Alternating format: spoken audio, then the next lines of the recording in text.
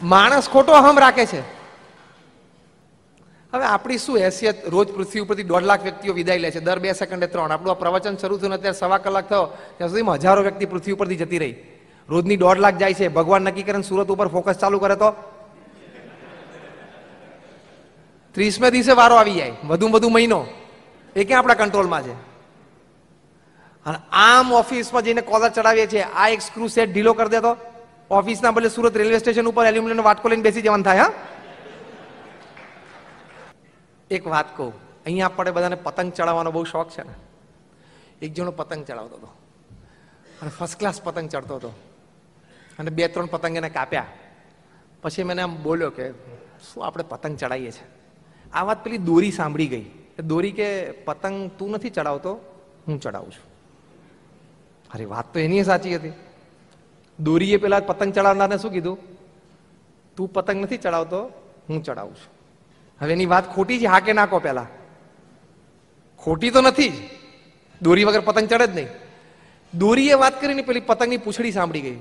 એ કે આપણાથી ચડે છે પતંગ. પતંગની પૂંછડી આવી ફરફરીને પવન સાંભળી ગયો. એટલે પવન કે તમે બધા વાત મૂકી દો, પતંગ મારા લીધે ચડે છે. બાકી ઠુમકા મારી મરી જાય ને તો કઈ ના થાય. બધાને 14મી જાન્યુઆરી અનુભવ થઈ જાય છે ને કે 1-2 કલાક વચ્ચે પવન જાય છે, એટલે એને કહેતા નીચે ઉતરીને ચીકી ખાઈને ટીવી જોઈએ જ સારું એમ. આ બધાનો વાર્તાલાપ ભગવાને સાંભળ્યો અને ભગવાને કહ્યું કે તમને બધાને સંજોગો વસાત મેં ભેગા કર્યા છે એટલે પતંગ ચડે છે. પતંગ સંજોગો મેં નક્કી કર્યા છે એટલે બધા આનંદ લઈ શકો છો. જો ખરેખરી તાલી પાડી હોય તો કાલ સવારે એસી ઓફિસમાં બેસીને આમ કોલ ઊંચો ના કરતા, બાપુ આપણો પતંગ આપણે ચડાવીએ છીએ. તારો પતંગ તું નથી ચડાવતો, ઘણા બધા સંયોજનો ભેગા થાય છે ત્યારે પતંગ ચડે છે. બાકી ભલભલાના ઉતરી જાય છે ને કપાઈ જાય છે. હા, કેટલાય બધા બેંકરપ્ટ થતા રહે છે ને સ્ટ્રીટ્સ ઉપર આવી જાય છે અને પ્રોબ્લેમ થઈ જાય છે. એટલે માણસે કોઈ પણ જાતનો અહમ રાખવાની જરૂર નથી. અહમ છે ને એટલે આપણે ભગવાનની શરણાગતિ નથી સ્વીકારતા. એટલે આ યાદ રાખવું. અને એ ભગવાન સિચ્યુએશનનું નિર્માણ કરે છે, યાદ રાખવું.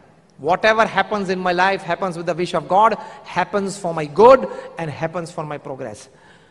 આ સિદ્ધાંત જીવનમાં રાખશો ને તો ઇનક્રેડિબલ લાઈફની અલ્ટિમેટ સમજણ આ છે કે મારા જીવનમાં જે કંઈ પ્રસંગ બને છે ભગવાનની ઈચ્છાથી બને છે, મારા સારા માટે બને છે અને જો હું સવડો દ્રષ્ટિકોણ રાખીશ તો મારી પ્રગતિ માટે બને છે.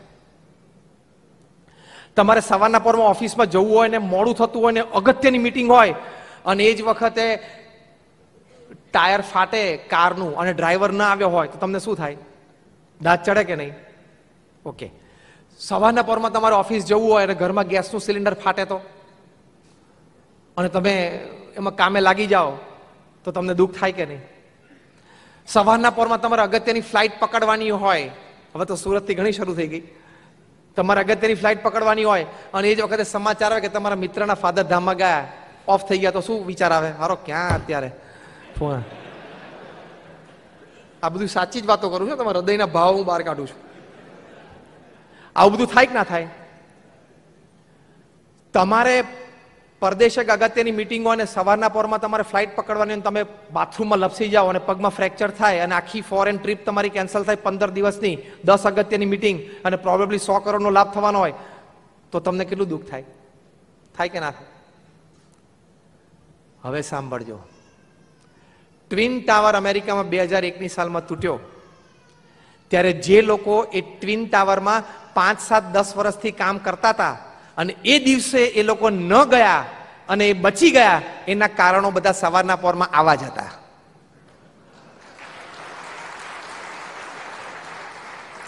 This is a story. 13 વર્ષથી એક વ્યક્તિ ટ્વિન ટાવરમાં કામ કરતો હતો, 40માં મળે જ્યાં પ્લેન અથડાયેલું એની ઓફિસ ઉપર જ અથડાયું. એ દિવસે 13 વર્ષથી કોઈ દિવસ એ સવારની ટ્રેન ન્યૂજર્સીથી ચૂક્યો નહોતો. પહેલી વખત ચૂક્યો. એને મેલ પણ મૂક્યો બોસને કે sir I am sorry, I miss the train, હું બીજી ટ્રેન લઈને આવું છું. બીજી ટ્રેન લઈને ગયો, સ્ટેશન ઉપર તેને જોયું કે ધુમાડા નીકળતા હતા. એ ટ્રેન મિસ કરી. એ વખતે તો ફ્રસ્ટ્રેશન આવી ગયું હશે ને. ભગવાન જે કરે છે ને એ સારા માટે કરે છે. એક જણાને સવારના પોરમાં ગેસનું સિલિન્ડર ફાટ્યું. અમેરિકામાં તો ઘર બધા લાકડાના તે ઉડી ગયું, આખું ફૂરચા થઈ ગયા. એટલું બધું દુઃખ થયું એને. પછી પેલું ટ્વિન ટાવરનું સાંભળ્યું ને તેમાં બેઠેલો જ હોત, જો પહોંચ્યો હોત તો બચી ગયો. એક જણા એના મિત્રનો ફોન આવ્યો કે પપ્પાને હાર્ટ એટેક આવ્યો છે, કોઈ છે નહીં, તું તાત્કાલિક બોસ્ટન આવ, રજા મૂકી દે. એનો ખાસ મિત્ર એટલે બોસ્ટન જવું જ પડે એવું હતું. એ બોસ્ટન ગયો એટલે ટ્વિન ટાવરમાં ગયો નહીં, બચી ગયો. એટલે મેં પહેલા વાત કરી કે આવું બધું થાય તો આપણને સવારના પોરમાં ગુસ્સો આવે ને આમ અકળામણ આવી જાય કે આવું કેમ થયું. પણ એ થાય છે કંઈક સારા માટે થાય છે. ખ્યાલ આવ્યો? Whatever happens with the wish of God. That is incredible life. તો જે આપણે છેલ્લે વાત કરી હતી પ્રમુખ સ્વામી મહારાજના પ્રસંગમાં કે સ્થિરતા રહેશે, ધીરજ રહેશે, કોઈ પણ પ્રસંગમાં અકળામણ નહીં આવે અને ખૂબ શાંતિથી આનંદમય આપણું જીવન પસાર કરી શકીશું. તો ભગવાનનું નામ સ્મરણ કરવું અને ભગવાનને કરતા હરતા જાણવા. તો અમારા ગુણાતીયન સ્વામી કહ્યું છે તો એને અખંડ આનંદ રહેશે, અખંડ સ્થિરતા રહેશે અને કોઈ જાતની મૂંઝવણ અંતરમાં આવશે નહીં.